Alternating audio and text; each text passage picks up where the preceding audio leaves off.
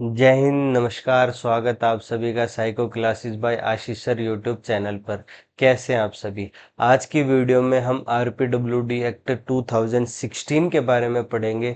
हमारी एक video already हो चुकी है। अगर आपने वीडियो नहीं देखी है तो चैनल पर जाकर वीडियो देख लीजिएगा और इस चैनल के डिस्क्रिप्शन बॉक्स में उसका लिंक आपको मिल जाएगा। ये जो हमारा है पार्ट 2 है। इससे पहले हम पार्ट 1 कर चुके हैं, जहां पर हमने आरपीडब्ल्यूडी एक्ट के बारे में पढ़ा था और हमारे सेक्शन हमने 1 से लेकर और 15 तक हम टोटल पढ़ चुके थे। हम अपना सेक्शन 16 पढ़ रहे थे, जहां पर हमें दिव्यांग व्यक्तियों के लिए शिक्षा का अधिकार की बात कही गई थी। अब हम वहां से अपनी वीडियो को कंटिन्यू करते हैं। अगर हम बात करें कि सेक्शन 16 हमारा क्या कहता है, तो सेक्शन 16 में हमारा कहा गया था कि हर व्यक्ति को राइट टू एजुकेशन है। हमारे जितने भी दिव्यांग व्यक्ति हैं, दिव्यांग बच्चे हैं, उनको राइट टू एजुकेशन की बात कही गई थी, ताकि वो व्यक्ति भी अपने समाज में अपने आप को सशक्त कर सकें, अपनी एम्प्लॉयमेंट, अपने फ्यूचर के बारे में डिसाइड कर सकें। उसके बारे में हम बात सेक्शन 16 में कर रहे थे। सेक्शन 16 में हमें कैसे कैसे कहा गया है या कैसे कैसे हमारी ड्यूटी बनती है, या कि जितने भी हमारे डिसेबल पर्सन्स हैं, दिव्यांग बच्चे हैं, उनके बारे में कैसे बात की गई है, वो सब हम अपन इस वीडियो में पढ़ेंगे। तो वीडियो को कंटिन्यू करते हैं। तो सेक्शन 16 की अगर हम बात करें राइट टू एजुकेशन, तो विकलांग हमें जितने भी पर्सन्स हैं, हम उनमें भेदभाव नहीं करेंगे। एक टीचर की जिम्मेदारी या एक टीचर्स की रिस्पॉन्सिबिलिटी ये होती है कि वो क्लास में कभी भी किसी के भी साथ भेदभाव नहीं करेगा। किसी बच्चे का बैकग्राउंड देखते हुए हम उसको जज नहीं करेंगे कि हम किसी बच्चे को तो अच्छे से पढ़ा रहे हैं और किसी बच्चे को मार पीटते हैं, उस पर बिल्कुल भी ध्यान नहीं देते हैं। ये एक टीचर की रिस्पॉन्सिबिलिटी नहीं होती। टीचर्स की रिस्पॉन्सिबिलिटी होती है कि वो किसी भी बच्चे में भेदभाव ना करे। तो सेक्शन 16 हमें सबसे पहले कहता है कि हमें डिसेबल पर्सन्स के बीच में कभी भी भेदभाव नहीं करना चाहिए, कि नॉर्मल पर्सन कितना होशियार है और डिसेबल बच्चन कितना होशियार नहीं है, आईक्यू लेवल उसका डाउन है, हमें कभी भी भेदभाव नहीं देनी चाहिए। हमें दूसरों के समान शिक्षा तथा खेलकूद एवं मनोरंजन में अवसर प्रदान करना चाहिए। जैसे यहाँ पर हमारे जितने भी नॉर्मल पर्सन्स और डिसेबल बच्चे सारे एक साथ खड़े हैं, ऐसे ही बच्चे जब खेलते हैं कूदते हैं तो वहाँ पर भी उनको एक समान, एक इक्वल अपॉर्चुनिटी देनी चाहिए। उसके बाद जो भी हमारे स्कूल की बिल्डिंग्स होती हैं, इंस्टीट्यूशनल हमारी बिल्डिंग्स होती हैं, हम उनको हमेशा बैरियर फ्री रखेंगे। हम बैरियर फ्री कैसे रख सकते हैं? हम हर चीज क्लासरूम में, जो हमारे बेंचेस होते हैं, हमारे क्लासरूम के बाहर डस्टबिन होते हैं, हमारे जो स्कूल का प्रीमिसेस होता है, हम उसको इतना इजी बना दें कि हर व्यक्ति या हर स्टूडेंट, चाहे वो नॉर्मल हो चाहे वो डिसेबल हो, वो बिना किसी से पूछे अपनी क्लास में चला जाए, बिना किसी से पूछे प्लेग्राउंड में चला जाए। तो हम जितना हो सके हम अपने स्कूल का जो प्रीमिसाइज है उसको एक बैरियर फ्री इन्वायरमेंट देने की कोशिश करेंगे। उसके बाद हमारा आता है व्यक्तियों की आवश्यकताएं। जो हर स्पेशल एजुकेशन पर्सन्स जो होता है, स्पेशल नीड्स पर्सन, दिव्यांग व्यक्ति जो होता है, सबकी आवश्यकताएं अलग अलग होती है। एक व्यक्ति, एक बच्चा देख नहीं सकता, दूसरा बच्चा सुन नहीं सकता, तीसरा बच्चा चल नहीं सकता। तो हर डिसेबल जो हमारे स्टूडेंट होते हैं, उनकी जो रिक्वायरमेंट्स होती है, नीड्स होती है, वो अलग अलग होती है। तो हमें हर बच्चे की नीड्स के अकॉर्डिंग हमें आगे बढ़ना चाहिए। हमें उसके अकॉर्डिंग उनका जो रेजिडेंस है या फिर उनके जो स्कूल का प्रीमिसाइज है उसको बनाना चाहिए। उसके बाद अगर हम बात करें तो हमारा जो बच्चे होते हैं उनका पूर्ण समावेशन का लक्ष्य होना चाहिए हमारी एजुकेशन की तरफ, जिससे कि बच्चे का सोशल डेवलपमेंट हो सके, जिससे बच्चा अधिकतम इन्वायरमेंट में ज़्यादा से ज़्यादा अपने आप की प्रेजेंस को महसूस कर सके कि हाँ, मेरा भी इन्वायरमेंट में कोई ना कोई योगदान है।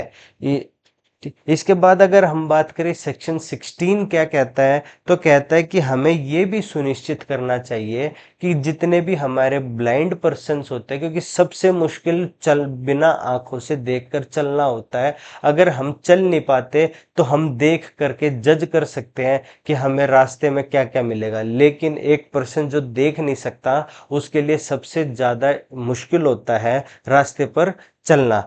तो जितने भी हमारे ब्लाइंड होते हैं या फिर लो विजन होते हैं, उन व्यक्तियों की शिक्षा सर्वाधिक उपयुक्त भाषा की होनी चाहिए, लैंग्वेज उनकी इतनी ईजी होनी चाहिए जिससे कि हर बच्चा अपने अकॉर्डिंग अपनी जो उसकी नीड्स है उसको फुलफिल करके पढ़ सके।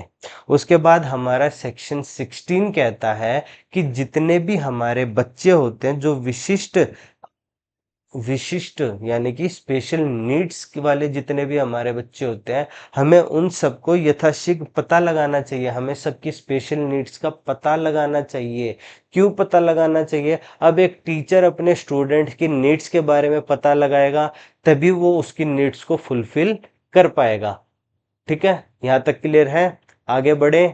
चलिए, अगर कोई डाउट है तो कमेंट में जरूर पूछेगा, मैं आपके डाउट का जरूर आंसर दूंगा। उसके बाद आता है हमारा कि हमारे जितने भी स्पेशल नीड्स वाले बच्चे हैं, उनको हमें उनकी भागीदारी, जो उनकी हमारी उपलब्धियां होती हैं, उनका पार्टिसिपेशन, प्रोग्रेस जितने भी होती हैं, उन सबकी शिक्षा पूरी करने में निगरानी रखनी चाहिए, जिससे कि हमें एक हमारा बच्चे स्पेशल नीड्स बच्चे का बैकग्राउंड हमें मिल सके कि बच्चा कैसे पढ़ रहा है, बच्चा की कितनी डेवलपमेंट हो पा रही है।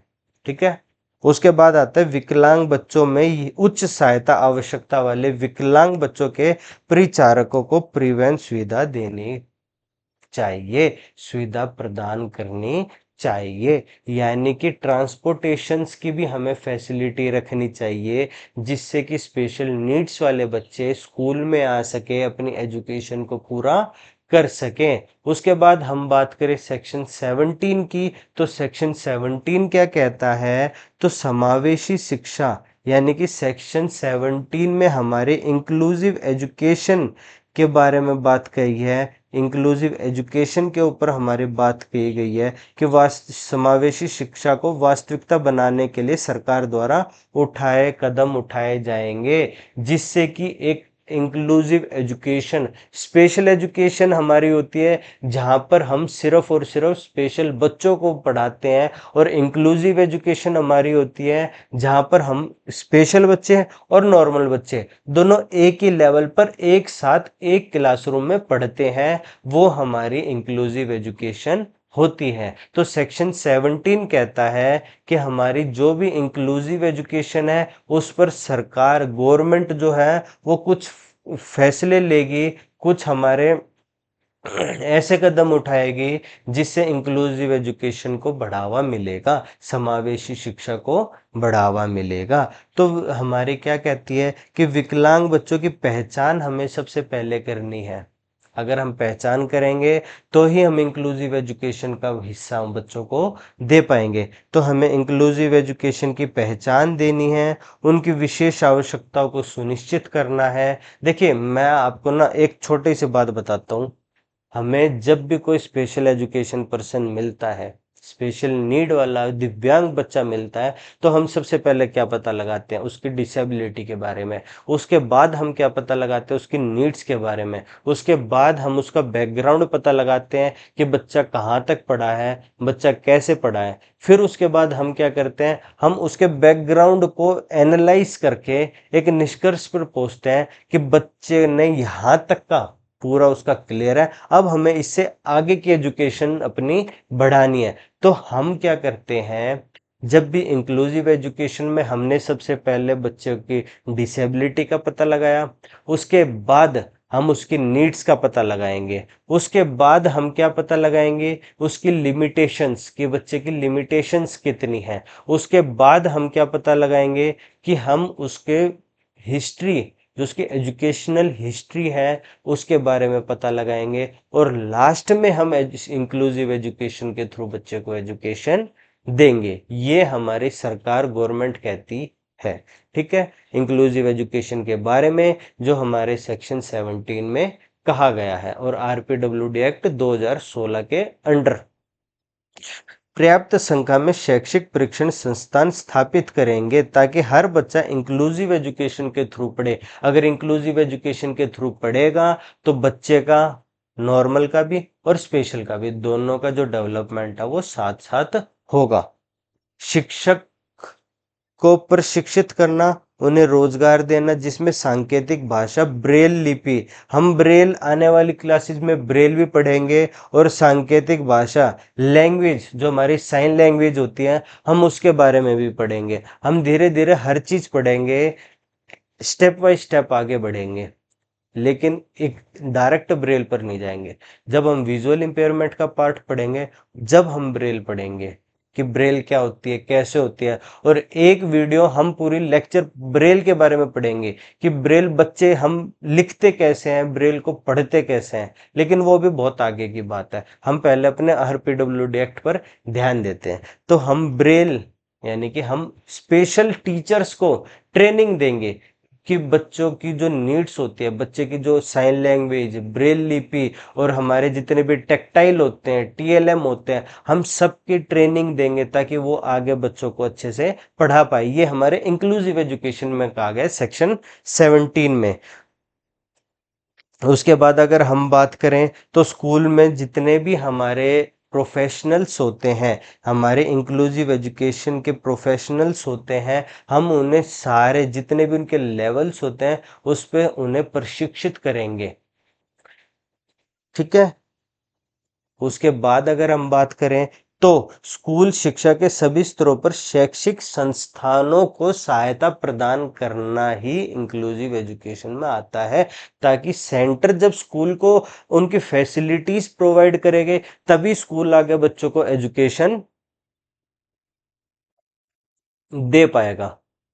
उसके बाद हमारा आता है जो भी हमारे वाणी संचार भाषा संबंधी विकलांगता वाले व्यक्ति हैं, सबको हम उनके नीड्स के अकॉर्डिंग शिक्षा प्रोवाइड कराएंगे। उसके बाद आता है कि हर बच्चे को, चाहे वो बच्चा 6 साल का हो, चाहे वो बच्चा 15 साल का हो, जब तक बच्चा 18 साल का नहीं हो जाता, हर बच्चे को हम एजुकेशन प्रोवाइड कराएंगे। ये बात हमारे आरटी एक्ट 2009 में भी कही गई है, जहाँ पर हमें 6 से 14 साल कही गई थी, बाद में उस 14 साल को बदलकर 18 साल कर दिया गया। ऐसे ही हमारा आरपीडब्ल्यूडी एक्ट भी कहता है कि जितने भी हमारे स्पेशल नीड्स वाले बच्चे हैं, दिव्यांग बच्चे हैं, उनको 18 साल तक शिक्षा मिलनी ही चाहिए। ये सभी बच्चों का अधिकार है। तो 18 वर्ष हमारा जो है वो चाहे हमारा नॉर्मल का हो चाहे हमारा स्पेशल का हो, वो हमारा सबके लिए इक्वल है। इक्वल है, नॉर्मल प्लस स्पेशल दोनों के लिए हमारा बराबर है। बेंचमार्क जो हमारी डिसेबिलिटी कही गई है उसके अकॉर्डिंग हम बच्चों को छात्रवृत्ति भी प्रोवाइड कराएंगे, स्कॉलरशिप भी देंगे, जिससे बच्चों के अंदर मोटिवेशन भी मिले पढ़ने का। शिक्षा में अनुसंधान को बढ़ावा हम देंगे, यानी कि जितने भी हमारे प्रमोट रिसर्चेज हैं हम उनको बढ़ावा देंगे, उनको डे बाय डे इम्प्रूव करेंगे। ठीक है, ताकि स्पेशल एजुकेशन फील्ड में एजुकेशन डे बाय डे बेहतर होती जाए। सेक्शन 16 और सेक्शन 17 आपको समझ में आया होगा। सेक्शन 16 में हमारे स्कूल के बारे में बताई गई थी कि बच्चे को स्कूल में भेजना ही भेजना है। सेक्शन 17 में हमारे इंक्लूसिव एजुकेशन के बारे में बात की गई थी, जहाँ पर स्कूल का इन्वायरमेंट कैसा होगा प्लस स्कूल कैसा होगा उसके बारे में हमें बताया गया था। अब हम इससे आगे जो हमारे सेक्शंस हैं उनको हम अगली वीडियो में पढ़ेंगे। आज की वीडियो में हम यहीं तक रखते हैं। देखने के लिए आपका थैंक यू। वीडियो को लाइक कीजिएगा, नीचे कमेंट सेक्शन में कमेंट कीजिएगा अगर आपका कोई डाउट है, वीडियो को शेयर कीजिएगा और चैनल को सब्सक्राइब भी कीजिएगा। मैं मिलता हूँ आपसे अगली वीडियो में, तब तक के लिए बाय बाय, टेक केयर, जय हिंद।